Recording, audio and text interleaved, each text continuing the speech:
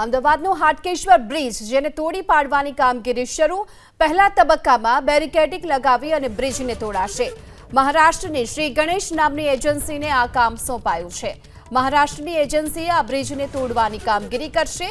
3.90 કરોડના ખર્ચે બ્રિજને ઉતારવાનું ટેન્ડર મંજૂર થયું છે।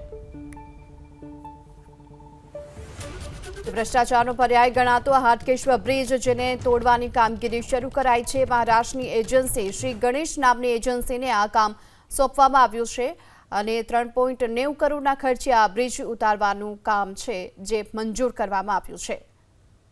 મહારાષ્ટ્રની શ્રી ગણેશ નામની એજન્સીને આ કામ સોંપાયું છે। મહારાષ્ટ્રની એજન્સીએ આ બ્રિજને તોડવાની કામગીરી કરશે। 3.90 કરોડના ખર્ચે બ્રિજને ઉતારવાનું ટેન્ડર મંજૂર થયું છે। ભ્રષ્ટાચારનો પર્યાય ગણાતો હાટકેશ્વર બ્રિજ જેને તોડવાની કામગીરી શરૂ કરાઈ છે। મહારાષ્ટ્રની એજન્સી શ્રી ગણેશ નામની એજન્સીને આ કામ સોંપવામાં આવ્યું છે અને 3.90 કરોડના ખર્ચે આ બ્રિજ ઉતારવાનું કામ છે જે મંજૂર કરવામાં આવ્યું છે।